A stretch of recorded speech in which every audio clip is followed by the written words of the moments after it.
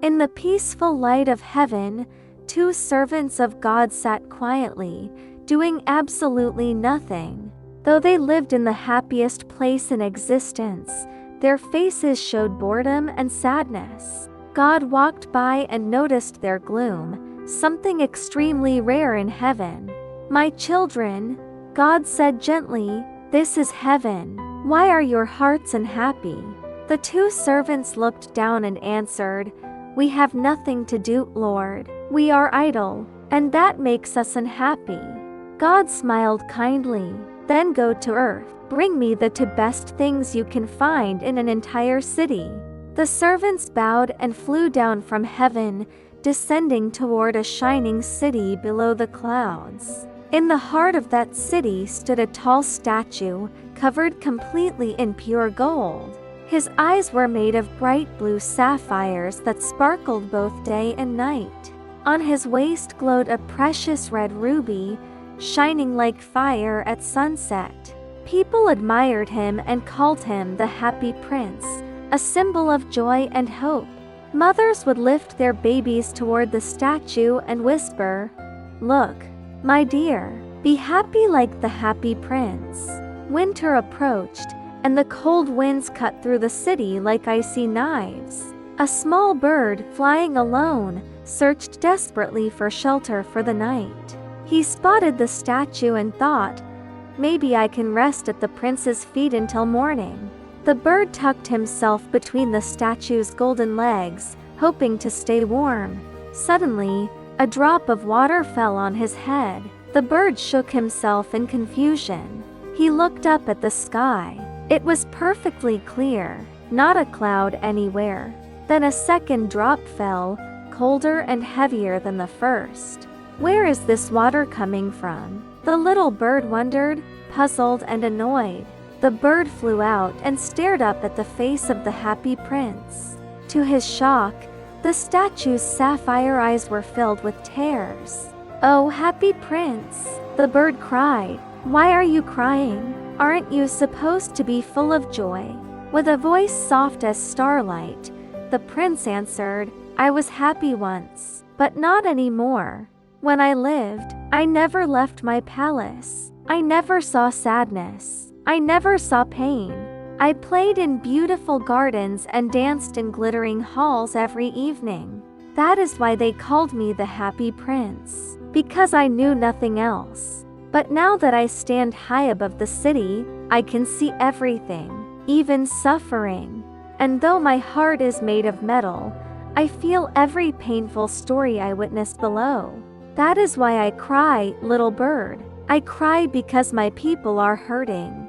The prince looked far across the dark city with his sapphire eyes. "I see a poor woman," he said softly. "She is sewing a dress for the queen's maid. Her little boy lies sick in the corner, crying from hunger. The woman has nothing to give him but cold water from the river. Oh, little bird, please, take the ruby from my waist to her. It will save them." The bird hesitated. "I must go to Egypt soon. My friends are already there. It's warm there." But when he heard the prince's voice tremble, his heart softened. "All right," said the bird. "I will stay tonight. Tomorrow, I will take your ruby to the poor woman." The Happy Prince whispered, "Thank you, my friend. Thank you."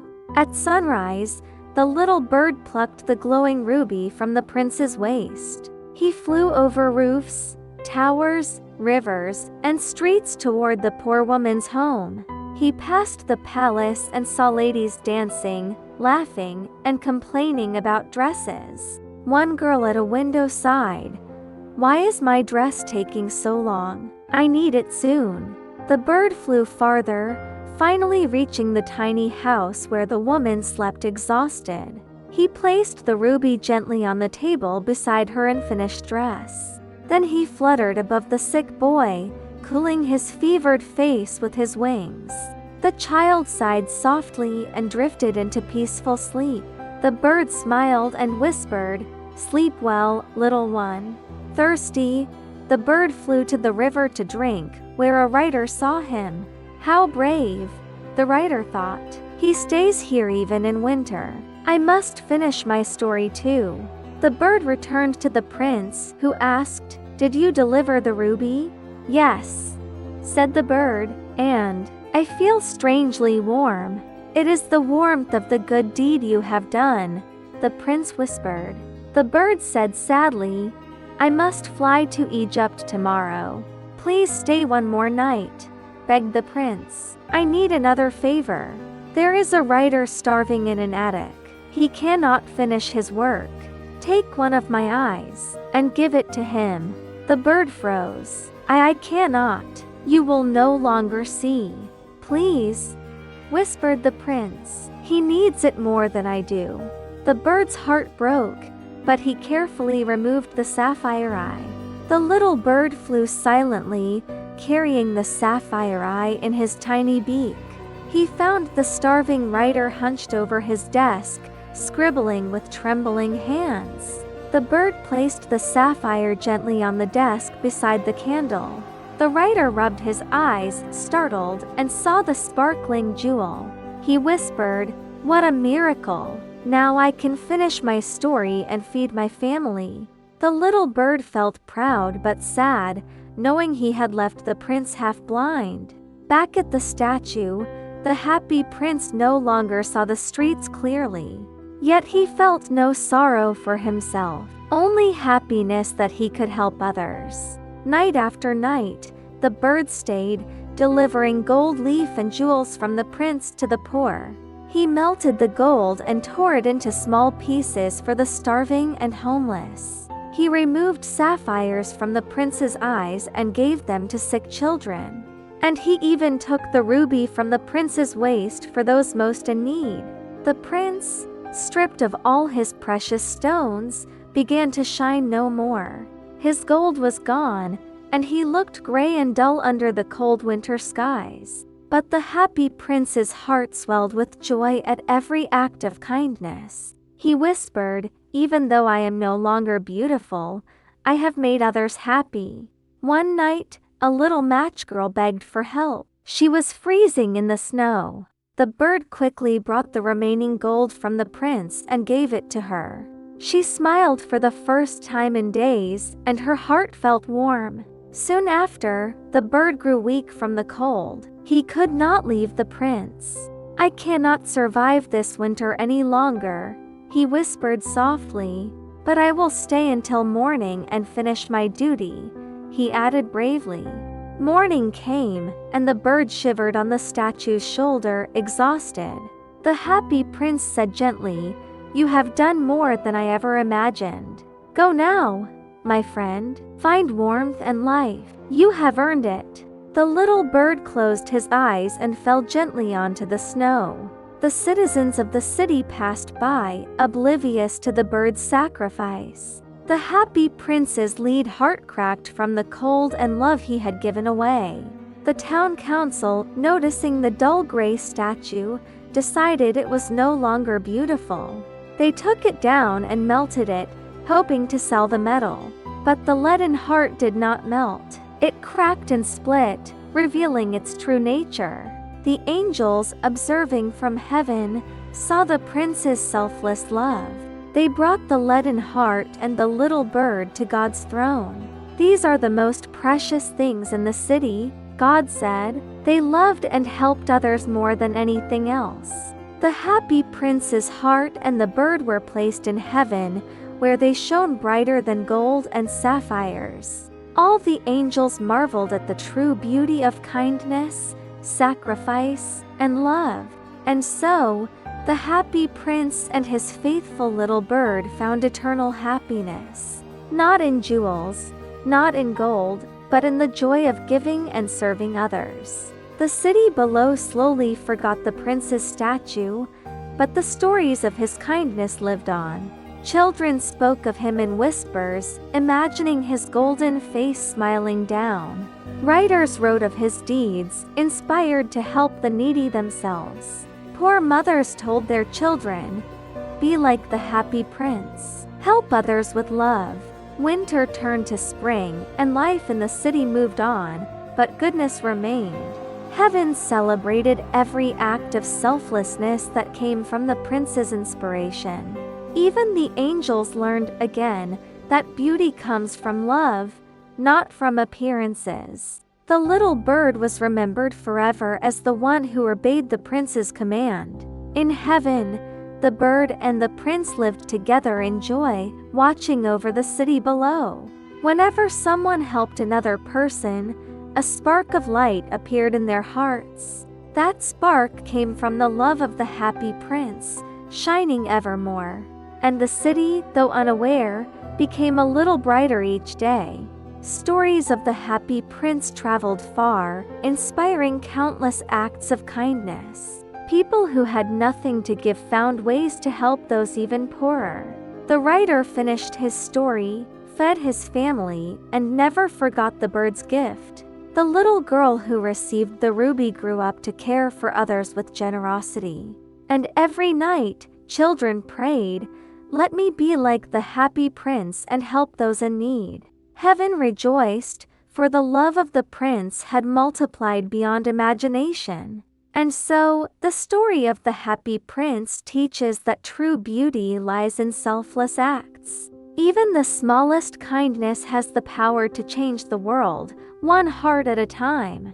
The city may forget statues and gold, but goodness is remembered forever. And in heaven, the happy prince and his little bird smile, knowing they made a difference. Seasons changed, and the city experienced new joys and sorrows. Yet the memory of the happy prince inspired acts of kindness everywhere. Merchants gave to the poor without expecting anything in return. Children shared their small treasures with those who had none. Even the adults remembered the lessons of generosity from the prince. The city's streets, once cold and cruel, began to feel warmer. Neighbors helped each other, inspired by the prince's selfless love. The writer continued to tell stories of kindness, passing them on. Every story carried a spark of the happy prince's heart. People who had never cared for others started lending a helping hand. Small deeds multiplied into greater acts, all in the spirit of love. Even the birds of the city seemed to carry a sense of peace and joy. The little bird, now in heaven, watched with pride as goodness spread. The angels smiled, knowing the prince's sacrifice had changed lives forever. The children of the city played with kindness in their hearts. They learned to share, to comfort, and to give without expecting return. Even the poorest felt rich in love and care from one another. The city began to be known far and wide for its generosity. Travelers would remark, "This is a place where hearts are golden." And in the quiet nights, the happy prince and the little bird watched. They felt happiness deeper than any earthly treasure could give. The leaden heart of the prince had become a symbol of eternal love. Every act of giving, small or large, echoed through the streets. Poor mothers whispered stories of the prince to their children at bedtime. And the children, in turn, remembered to share their joys and treasures. Writers wrote poems inspired by the prince's generosity. Teachers taught lessons of kindness and giving to their students. Even merchants and tradesmen found joy in helping the needy. The city became a living testament to the beauty of selfless love. People no longer judged each other by wealth or appearance alone. They judged by the kindness they carried in their hearts. And every smile, every act of generosity, shone like gold in the prince's memory. Even those who had never seen the statue felt the spirit of the happy prince. They learned that true beauty comes from helping others, not from riches. The little bird, resting in heaven, felt his mission fulfilled. He had obeyed the prince, bringing hope and life to countless souls. The angels honored him, for no deed of love is ever wasted. And so, the story of the happy prince spread from city to city. People everywhere remembered that kindness is the most precious treasure. Even the poorest child could give what mattered most, love from the heart. The statue in the city may have melted, but the prince's spirit lived on. Every good deed reminded the world of his sacrifice and love. Generosity became a language everyone understood, and love became a force stronger than gold or jewels. The little bird rested peacefully, his heart full of pride and joy. The angels celebrated every act of goodness inspired by the happy prince, and heaven became brighter with the love that flowed into the city below. Stories of generosity traveled to distant lands, touching hearts far away. Children learned to share, to comfort, and to care for one another. Even adults discovered joy in giving without expecting anything in return. The city, once harsh, became a place where goodness thrived. Every corner held a memory of the happy prince's love. Even years later, people still remembered to help those in need. The writer shared stories that inspired future generations, and every child who heard them dreamed of being like the happy prince. The little bird's sacrifice became a lesson in courage and devotion. He had flown through storms and cold to obey the prince's wish. Heaven rejoiced, for love and sacrifice are never forgotten. And in the hearts of those who give and help, the happy prince lives on. His story reminds the world, true happiness comes from helping others. Even the smallest acts of kindness made the city a brighter place. People began to notice that giving brought joy, not sorrow. Neighbors greeted each other with smiles and open hearts. Children played games that taught sharing and caring. Merchants offered goods to the poor without expecting payment. Even the city's officials tried to make fair and just decisions. The streets were alive with laughter and generosity. Stories of the happy prince reached distant towns and villages. People learned that love and kindness could overcome hardship. Artists painted pictures inspired by the prince's selflessness. Writers penned poems that celebrated giving and compassion. The city's heart seemed to beat in unison with the prince's spirit. Children passed down lessons of kindness to younger generations. Parents taught their children to care for those in need.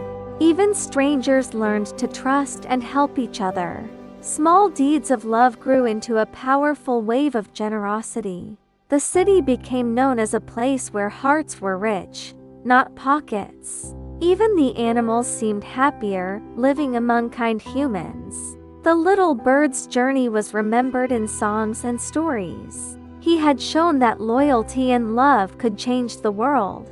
The angels looked down and felt pride in the city's transformation. The happy prince's message reached beyond wealth and gold. It reached every heart willing to open and share. People remembered that love and kindness are eternal treasures. Even years later, the stories of the prince inspired new generations. The city's children learned to be generous and caring. Even adults, once selfish, found joy in helping others. The happy prince's statue, though gone, lived on in memory. Every good deed was a tribute to his heart of gold. The little bird rested peacefully, knowing his task was done. Heaven celebrated the courage and love of both bird and prince. Stories of generosity traveled to distant lands, inspiring hearts. Even the humblest people learned that giving is its own reward. Love and kindness grew like seeds planted in the city streets. People of all ages discovered the joy of selfless acts. The city's light shone brighter, reflecting hearts full of care. Children carried on the legacy of the happy prince's love. Even strangers were welcomed with open arms and open hearts. The little bird's sacrifice had transformed the lives of many. Heaven rejoiced as the prince's spirit inspired endless kindness. Every act of giving became a shining reminder of the prince. Even the poorest child could touch someone's heart. The city became a symbol of love, generosity, and hope. Neighbors worked together to make life better for all. Every small kindness was noticed and cherished. The Happy Prince's story reminded people that love is timeless. Even years later, his legacy continued to inspire. Children learned generosity as part of their daily lives. Adults learned the joy of giving without expecting return. The city's streets glimmered with the light of kindness. Stories of the Happy Prince reached every corner of the world. Heaven smiled upon the city, proud of the hearts below.